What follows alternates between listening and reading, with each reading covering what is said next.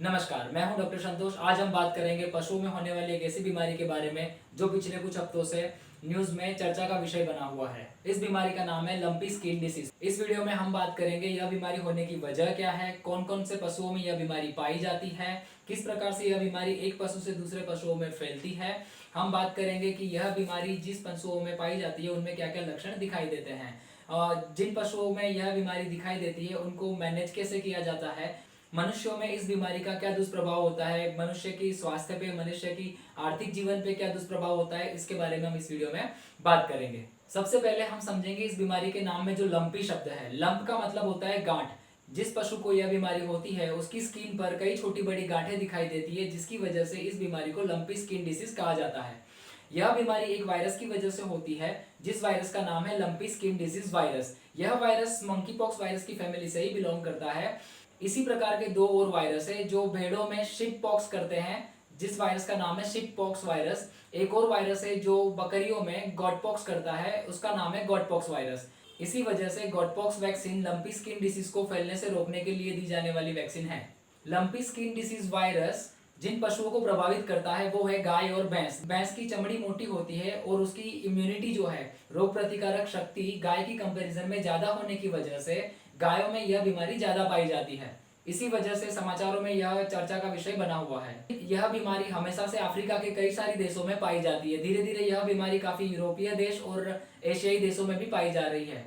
पिछले कुछ महीनों में भारत देश में खास करके गुजरात, राजस्थान और पंजाब राज्यों में इस बीमारी को लेकर काफी तहलका मचा हुआ है। इन तीन राज्यों में इस बीमारी की वजह से काफी सारी गायों की मृत्यु हो चुकी है।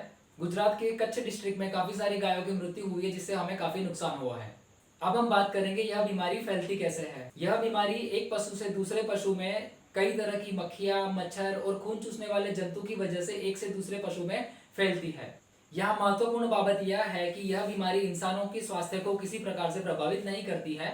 Lumpy skin disease zoonotic disease नहीं है। इसका मतलब यह प्राणी से इंसानों में नहीं फैलता। जिन पशु को यह बीमारी है उन पशु से इंसानों में यह बीमारी नहीं फैलती। वर्षा ऋतु के दौरान मक्खियां और मच्छरों का उपद्रव काफी बढ़ जाता है एवं गंदगी काफी होती है। इसी वजह से इस दौरान यह वायरस ज्यादा तेजी से फैलता है और काफी सारे पशुओं को प्रभावित करता है। इसी वजह से मानसून की फिलहाल की परिस्थिति में यह जो विषय है वह चर्चा का विषय बना हुआ है। अब हम बात करेंगे जिस पशु को इस वायरस का इन्फेक्शन होता है उन पशुओं में क्या क्या लक्षण दिखाई देते हैं। इन्फेक्शन होने के शुरुआती 4 से 7 दिन के दौरान पशु में कोई लक्षण दिखाई नहीं देते। उसके बाद शुरुआत में नाक से पानी बहना और बुखार आना शुरू होता है। उसके बाद चमड़ी पर गांठें दिखाई देती हैं, जिसी की वजह से इस बीमारी का नाम लंपी स्किन डिसीज है। यह गांठें शुरुआत में छोटी होती है, फिर धीरे धीरे बड़ी होती जाती है। कई बार यह जो गांठ होती है वो फूट जाती है, उसमें से लिक्विड बाहर निकलता है। उसके बाद उसमें कई दूसरे बैक्टीरिया का इन्फेक्शन लगने की वजह से, सेप्सिस होने की वजह से इन पशुओं की मृत्यु हो जाती है। वैसे तो इस बीमारी में मृत्यु दर 5 से 10% बताया जा रहा है और कुछ इलाकों में मृत्यु दर 5% से भी कम पाया गया है। भारत में सबसे ज्यादा जो डिस्ट्रिक्ट प्रभावित हुई है वह है गुजरात का कच्छ डिस्ट्रिक्ट। इसके अलावा गुजरात, राजस्थान और पंजाब से मिलकर पिछले कुछ हफ्तों के दौरान 8,000 से ज्यादा पशुओं की मृत्यु हो चुकी है। हालांकि कुछ लोगों का कहना है कि 8,000 से कई ज्यादा पशुओं की मृत्यु इस बीमारी की वजह से हो चुकी है। यह इन्फेक्शन होने की वजह से पशुओं में दूध देने की क्षमता काफी मात्रा में कम हो जाती है। जैसे जैसे इन्फेक्शन आगे बढ़ता है पशुओं के श्वसन तंत्र एवं पाचन तंत्र के अंदर की तरफ छाले पड़ने की शिकायतें देखी जाती हैं। कुछ पशुओं में आंख की बाहर की परत पर घाव बन सकता है, जिसकी वजह से पशु अंधे हो जाते हैं। 5 से 10% पशुओं की मृत्यु हो जाती है और बाकी के पशु 3 से 5 हफ्तों के दौरान ठीक हो जाते हैं। कौन से पशु ठीक हो जाएंगे वह उन पशु की रोग प्रतिकारक शक्ति एवं उनकी अन्य हेल्थ पर डिपेंड करता है। उनकी जो केयर की जाती है या फिर जो ट्रीटमेंट की जाती है उस पर डिपेंड करता है। जिन पशु की चमड़ी मोटी होती है उनमें यह बीमारी कम डेंजरस साबित हुआ है। जिन पशुओं की रोग प्रतिकारक शक्ति कम होती है उन पशुओं में यह बीमारी ज्यादा फैलती है एवं उनकी मृत्यु हो सकती है। इसीलिए जल्दी से इस बीमारी का अगर पता लगाया जाए और अच्छे से उसकी ट्रीटमेंट की जाए तो यह बीमारी से काफी सारे पशु को बचाया जा सकता है। अब हम बात करेंगे इस बीमारी वाले पशु को मैनेज कैसे किया जाता है।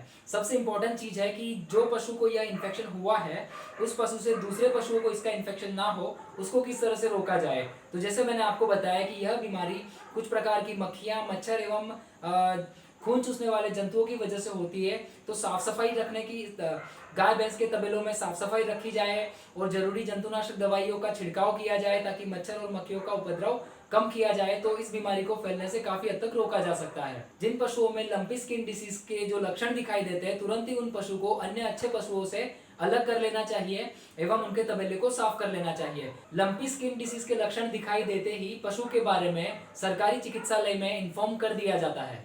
हालांकि लंपी स्किन डिसीज वायरस के अगेंस्ट में हमारे पास फिलहाल कोई एंटीवायरल ट्रीटमेंट नहीं है। इस बीमारी में सिम्टोमेटिक ट्रीटमेंट दी जाती है, जैसे कि बुखार आने की वजह से बुखार की दवाई पशु को दी जाती है, उसी तरह से अन्य जो लक्षण दिखाई देते हैं उस हिसाब से ट्रीटमेंट की जाती है। पर हमारे पास कोई सटीक एंटीवायरल ट्रीटमेंट इस चीज की नहीं है। अन्य पशुओं में इस बीमारी को फैलने के लिए जो स्वस्थ पशु है उनको पहले से ही गॉटपॉक्स नाम की वैक्सीन दी जाती है। मैंने अभी आपको जो पहले बताया, गॉटपॉक्स डिसीज गॉटपॉक्स वायरस की वजह से होता है, जो बकरियों में ये बीमारी पाई जाती है। उसकी जो वैक्सीन होती है वह vaccine lumpy skin disease virus पे भी काम करती है, इसलिए यह वैक्सीन दी जाती है।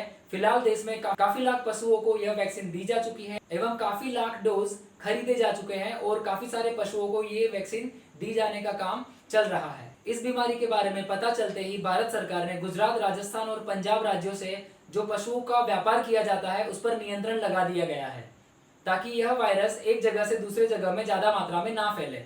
यहाँ पर एक और महत्वपूर्ण बात यह है कि जो पशु इस बीमारी से मर गए हैं उनका निकाल कैसे किया जाए। तो इस बीमारी से जो पशु मर गए हैं उनके मृतदेह को जला के नष्ट कर दिया जाता है। अगर इनके मृतदेह को खुले में छोड़ दिया जाए तो उनमें कई और तरह के बैक्टीरिया का इन्फेक्शन होता है और जो मनुष्य जीवन को प्रभावित कर सकती है और काफी सारी बीमारियां फैला सकते हैं, जिसका गंभीर परिणाम आ सकता है। फिलहाल न्यूज में यह चर्चा का विषय बना हुआ है, इस वजह से आपने हो सकता है कि आप में से काफी सारे लोगों ने जो गाय की जो मृत्यु हो चुकी है उनके काफी फोटोग्राफ्स न्यूज पे, सोशल मीडिया पे चलते रहते हैं, वो आपने देखे होंगे। अब हम बात करेंगे कि इस बीमारी की वजह से इंसानों का जीवन किस प्रकार से प्रभावित होता है। सबसे इंपॉर्टेंट चीज कि यह बीमारी डायरेक्टली इंसान के स्वास्थ्य पर कोई असर नहीं करती है, पर इनडायरेक्टली कुछ प्रभाव पड़ सकता है। जैसे कि मैंने आपको बताया कि पशु की इस बीमारी की वजह से मृत्यु होने के बाद अगर खुले में छोड़ दिया जाता है तो उसमें कई तरह के इन्फेक्शन होने की वजह से इंसान भी बीमार पड़ सकते हैं। अब हम बात करें कि इंसान के जीवन के और जो आयाम है जिसपे क्या असर होता है, तो अन्य जो दुष्प्रभाव है उसमें सबसे अगत्य है आर्थिक दुष्प्रभाव। यानी कि काफी सारे पशुओं की मृत्यु हो जाने की वजह से काफी सारे मृत्यु की संख्या घट जाती है। इसके अलावा काफी सारे पशु बीमार होने की वजह से उनकी दूध देने की क्षमता कम होने की वजह से दूध का प्रोडक्शन कम हो जाता है, जिसकी वजह से आर्थिक दुष्प्रभाव देखा जा सकता है। एक और महत्वपूर्ण चीज यहाँ पे हमें जानने जैसी यह है कि जो पशु इससे इन्फेक्टेड हो चुका है वह पशु अगर दूध दे रहा है तो वह दूध इंसानों में क्या असर करता है। तो मैं आपको बता दूं कि वह दूध पीने से पहले अगर अच्छे से गर्म किया गया है या फिर पास्चराइज किया गया है तो वह दूध पीने से कोई नुकसान नहीं होता है, क्योंकि जब दूध को गर्म किया जाता है या पास्चराइजेशन जिसमें भी दूध को गर्म किया जाता है उससे यह वायरस नष्ट हो जाता है। कंक्लूजन की तौर पर अगर हम बात करें तो सबसे पहली महत्वपूर्ण बात यह है कि यह डायरेक्टली इंसान के स्वास्थ्य पर कोई असर नहीं करता है। दूसरी बात है इसकी वजह से दूध का प्रोडक्शन कम हो जाता है। तीसरी है कि काफी सारे पशु मर जाने की वजह से पशुओं की संख्या कम हो जाती है। तो इससे बचने के लिए जो महत्वपूर्ण स्टेप्स है वो है कि साफ सफाई रखी जाए, जंतुनाशक दवाइयों का योग्य प्रकार से छिड़काव किया जाए। जो पशु इनसे इन्फेक्ट नहीं हुए हैं उन्हें बचाने के लिए गॉटपॉक्स वैक्सीन जो गवर्नमेंट के द्वारा लगाई जा रही है वह अच्छे से तरीके से और ज्यादा से ज्यादा पशुओं को यह वैक्सीन लगवा लेनी चाहिए।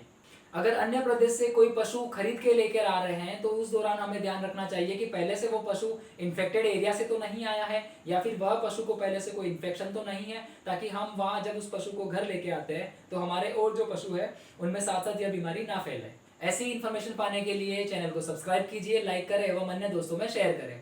वीडियो को अंत तक देखने के लिए धन्यवाद।